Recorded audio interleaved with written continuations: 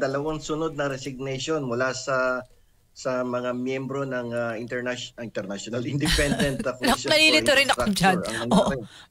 ICI, oo. ICI, kahapon si Babe Singson, ngayon naman ay si Rodolfo Azurin Jr. Ang siyang nagbitaw bilang special advisor ng nasabing Independent Commission. So medyo may practical and political impact to itong pagbibitiw ni Singson at ni Azurin. Pagkatapos tinabayan din ng refusal to cooperate and to attend the invitation by ICI of this congressman from the city of Davao, si Pulong Duterte, na umiwas na dumalo sa isang invitasyon.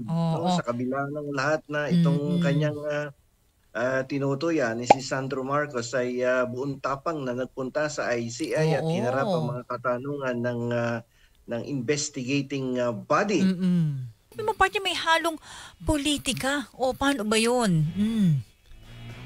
Kasi ma-undermine yan yung public trust and confidence sa ating gobyerno. Yung sunod-sunod na resignation na sinimulan ni Mayor Magalong, sinundan ni Babe Singson, at ngayon namang araw na to ay si Rodolfo Azurin Jr. So ibig sabihin, there must be something wrong with the organization. Okay. Because if there is none, definitely tuloy-tuloy ang pagsiservisyo dyan ng mga appointive officials. So dapat malaman ng ating executive department kung ano ba ang problema dito sa independent commission na to. Kasi pag hindi natin tutuklasin ang root of the problem, there might be continuous yung resignation dyan. Isa-isa mawawala yan. Tapos palit tayo ng palit.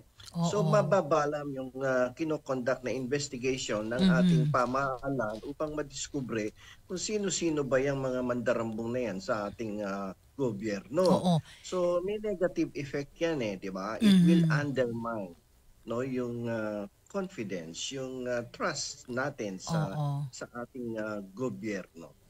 Sabi nga ni Enemy Downfall, ikukot lang natin yung sabi niya rito na malinaw po naman ang sinabi ni Singson, ipapadala ka sa gyera, wala kang armas. Ayun, partner. Yan ang isa sa nirereklamo ni Babe Singson, ultimong pagprint ng mga materials sa loob ng opisina, ay inaabonohan nila. So ibig sabihin, there is no sufficient adequate fundings diyan sa komisyon. So pag ganyan, kung ikaw ang mismong bubunot sa bulsa mo para gastusan ang operations ng commission, ay mawawalan ka ng ganang pumasok pag ganyan. Volunteer ka na nga for public service, tumutulong ka sa gobyerno, pero wag naman to the extent na gagastusin mo na yung sarili mong pera para lang patakbuhin yung commission na yan. Ang dami-daming pondo ng Pilipinas bakit ba hindi pondohan yan?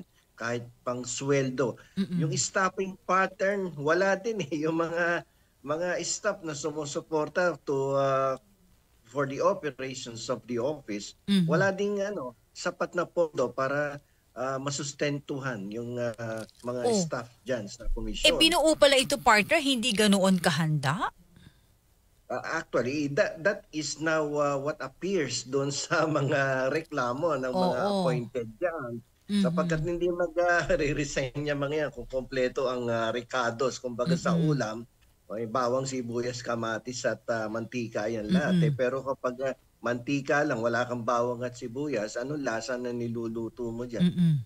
Yun lang. At saka partner, nasa usapin din itong ating ICI na ito na magkaroon ng batas para magkaroon ng pangil sa ginagawang ito na investigasyon. Kasi sila ay independent body lang, partner. They're just for recommendations lang for the ombudsman Pero kung hindi ito batas, partner, yung pangil ang sinasabi doon para makakilos at makapagsampa ng marami pang maimbestigahan. Bukod sa pangil, wala ding ipin. Gilagid lang, partner. Lagi Paano yung yan. kung kakainin mo buto-buto? Naku po. Paano hindi nga, ganito, di ba? Medyo nakakatawa, but if you will try to make an analogy of the situation, it's almost the same. Ha? How can you bite a food if you do not have the teeth? Correct. Pangil. Paano ka magkakapangil kung wala kang itin? At saka partner, correct me if I'm wrong mga kayubi parang I've heard that ang hirap on the part of the member ng ICI, hindi ka knowledgeable because hindi ka lawyer. Tama?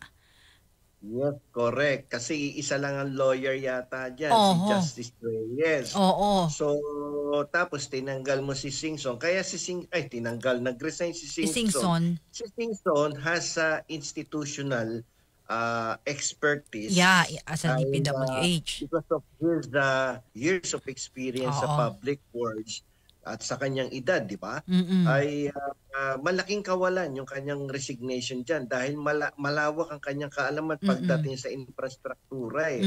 So sayang, no, nawala yung isang merong technical expertise on the matter of public works and infrastructure projects. So malaking kawalan nyo kasi dapat hindi nila pinakawalan nyo. Pagkatapos, iisa yung abogado, dapat dyan, hindi three-man body yan dapat mga 5 yan eh. Bakit partner 5? Oh. Kasi isang chairman, tapos yung 4, dapat tama yung kay Singson, dapat galing sa engineering or public works, di ba? Tapos dapat doon 2 abogado. Abogado. Tapos isang dating may broad experience sa investigation works, di ba? So, like for instance, galing sa katulad ni Ping Lacson, yung mga ganong tipo or kalibre na tao, 2 lawyer, 1 engineer. So tama na sana yung kay Singson pero kulang ng suporta from lawyer and investigator. Yun. Naku, sabi pa nga ni Maylin, laban po kayo, wag niyo po kaming sukuan para sa bayan, para po sa korupsyon. Makikita mo dyan kung talagang walang power and authority ang ICI. Look what they will do with the refusal or lack of cooperation on the part of Congressman Pulong Duterte. He refused to attend the investigation or the invitation of ICI. Now, what will be the next legal step of ICI in order to compel Representative Duterte to cooperate with ICI? Yun nga, partner. Because Pulong, there is a question against Pulong regarding the 51 billion pesos flood control fund, of which until now remains unsettled or unresolved yung question na yan. But nung inimbitahan siya, he refused to cooperate. So what will the ICI will do? If ICI does not have the authority, it does not have the teeth to bite the bullet. Yun ang matindi. Kasi hindi siya umattend, partner no? Diba? Ano ba yun? Kinikilala ba yun? Kinikilala ba yun ni Pulong? Mukhang... kasi nga sasabihin ni Pulong dyan, hindi niya nire-recognize ang jurisdiction ng ICI because he belongs to a different department, di ba? From legislative siya. Pero dapat malinaw doon sa charter ng ICI. They will investigate somebody from the legislative department, ano yung next action, legal action that they can perform in order to compel this officer from another branch of the government to cooperate with them. Yeah. Ngayon, anong gagawin niya? Pero sa akin, siguro, dapat gawin dito ng ICI is to recommend the filing of an administrative charge against Pulong Duterte for refusal to cooperate with another branch of the government conducting an investigation. Dito kasi kung may nag-submit din, another thing is that if there is someone who submitted evidence against Pulong related to the 51 billion funds, then the failure of Pulong Duterte will serve as a disadvantageous position, na malalagay siya sa disadvantageous position. Because kung kompleto yung ebidensya at dokumento laban sa kanya regarding the 51 billion na funds, then ICI now can recommend without his cooperation for as long as may formal invitation yan, recommend mo sa ombudsman for the proper investigation ng 51 billion funds. Bahala si ombudsman yun, tama. O ganun na lang, partner. And file the complaint with the Sandigan Bayan if Pulong will continue to refuse to attend the investigation body. And I think ito pala nga, hindi siya umattend, partner. What do you expect? I mean, di ba? If I were part of ICI, I will convince my colleagues to prepare a recommendation to the ombudsman and institute the formal investigation against Pulong Duterte. Correct. That is the proper thing to do. Yeah. Partner, sabi dito ni Sweet Day, wala kasing contempt power ang ICI. Kaya yung panukala ni De Lima, I don't know if you've heard about it, partner, na yung may panukala si Congress Representative De Lima na sana mapasa yung contempt power para sa ICI. So, maganda yung proposed bill ni na De Lima dyan ni Doc, dyan sa House of Representatives. But the thing is that the people now are becoming impatient.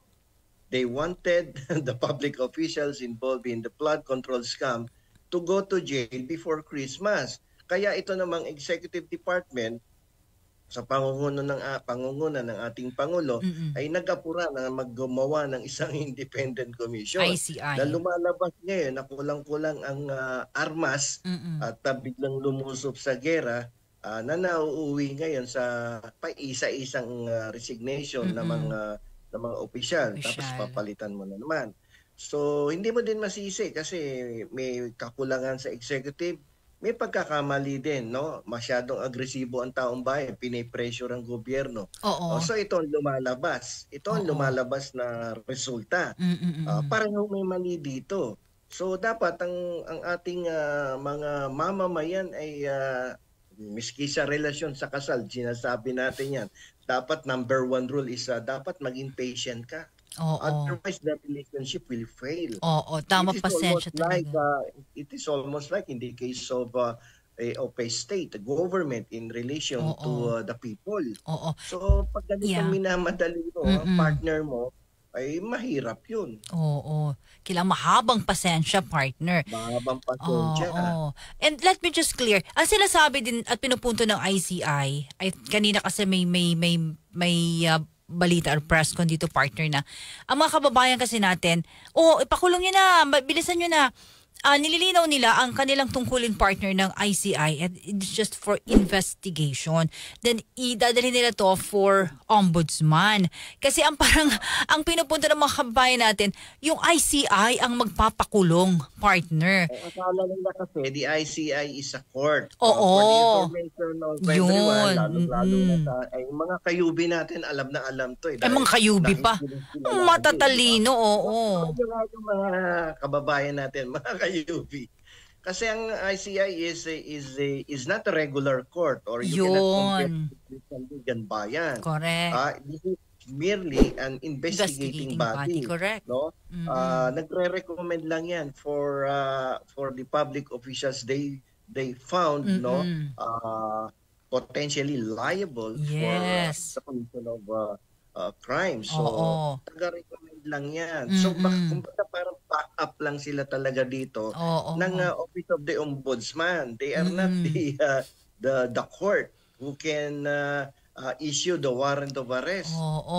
Yun nga ang isa din sa pinupunto nga doon, partner, na ang dating ang taong bayan ay nang nape-pressure ngayon is yung ICI na parang bilisan nyo, kayo yung magkulong, kayo nasa kanila ngayon, nasa sila, hot seat sila, partner, na sila yung pinutumbok ng taong bayan na sige na, bilisan nyo na. Di ba? Yung conception kasi hindi masyadong napapaliwanag din kasi minsan na itong ICI is not a court. So, ang akala ng tao tuloy, korte yan. Yan. Dapat pinaliliwanag ng gusto yan sa ating taong bayan. So, ang hindi nagkakaroon ng di pagkakaunawaan between the government and the people. Tsaka alam mo naman, sabi mo nga, napaka-impatient, tama, no, partner, ng mga kababayan natin. Pag ikaw humawak ng kaso, number one rule yan, pasensyoso ka dapat yan.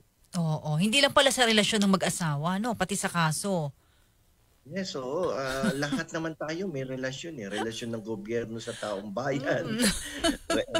Relasyon ng huwes sa mga abogado. Relasyon ng Oo. abogado sa testigo. Lahat Mm-mm. yan. May pasensya ka dapat dyan. Correct ka dyan. Attorney Bueno, law and beyond. Learn the law, know your